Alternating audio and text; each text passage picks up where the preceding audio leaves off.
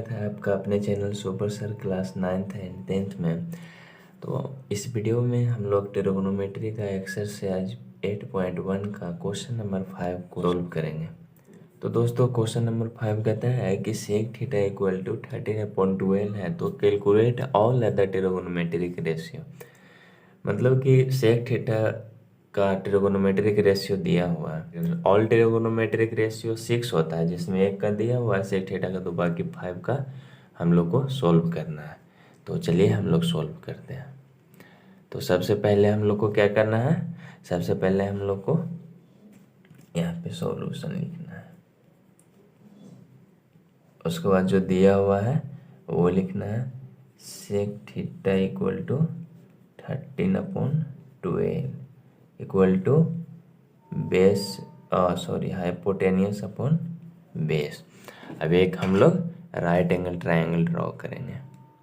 चलिए हम लोग ए बी सी एक राइट एंगल ट्रायंगल ड्रॉ कर लिए और इस एंगल को थीटा मान लेते हैं, इस एंगल को थीटा लेट कर लेते हैं। तो यहाँ पे राइट कर लेते हैं कि in right triangle A B C in which angle B equal to 90 degree. फिर लेट कर देते हैं, let angle A equal to theta degree. और यहाँ पे sec theta equal to 13/12 hypotenuse upon डेल, यानी हाइपोटेनियस 13 यूनिट दिया हुआ है और बेस कितना दिया हुआ है 12। बेस ये हो जाएगा क्योंकि सेक थीटा है, तो ये थीटा हम लोग लेट किए हैं, तो इसके अपोजिट साइड में ये पेरिपेंडिकुलर हो जाएगा, तो यहाँ पे 12 यूनिट हो जाएगा। तो ये हम लोग को अब फाइंड करना है।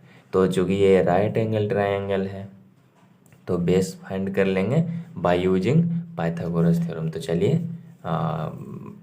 तो चलिए बेस को फाइंड करते हैं। तो A B square equal to hypotenuse में से पेरिपेंडिकुलर को सब्ट्रैक्ट करेंगे स्क्वायर में, A C square minus B C square.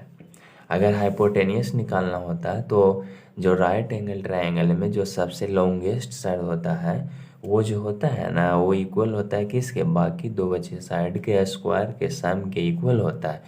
But यहाँ हम लोग को फाइंड करना है बेस। तो बेस करना है तो सबसे बड़ा में से ये छोटा वाले को सब्ट्रैक्ट कर देंगे।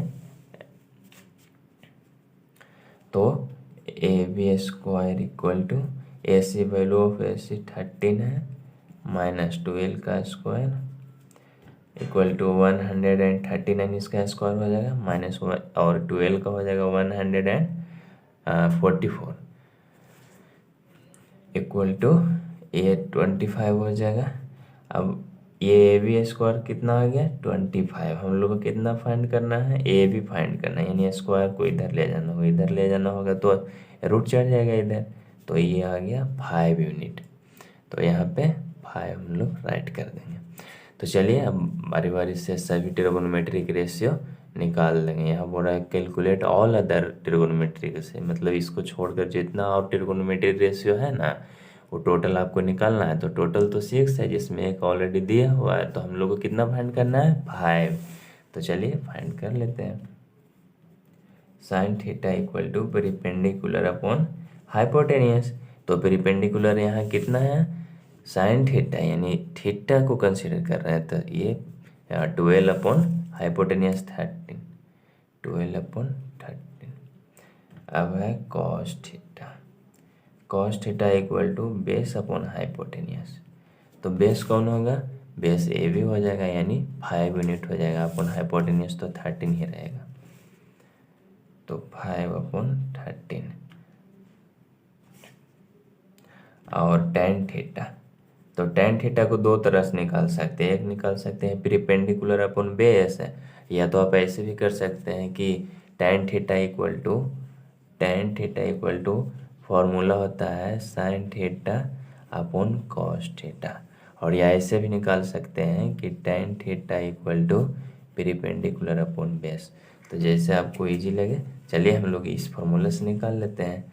tan थीटा इक्वल टू पेरिपेंडिकुलर इसमें कौन है 12 है अपॉन में बेस यानी 12 अपॉन सॉरी लिख देते हैं formula perpendicular upon base equal to perpendicular 12 है इसमें और बेस 5 है। और हम लोग को क्या निकालना है कॉट थीटा। तो cot theta equal to formula क्या होता है बेस अपॉन पेरिपेंडिकुलर, क्योंकि बेस अपॉन पेरिपेंडिकुलर ये रेसिप्रोकल होता है। कॉट जो होता है tan का रेसिप्रोकल होता है। तो इससे भी दो तरह से निकाल सकते हैं, एक तो बेस अपॉन है बेस अपॉन पेरिपेंडिकुलर से निकाल सकते हैं, एंड सेकेंड एक फार्मूला होता है कि cot theta equal to 1 upon tan theta. तो इससे इजी इसलिए होगा क्योंकि ऑलरेडी हम लोग tan थीटा का वैल्यू निकाल लिए हैं।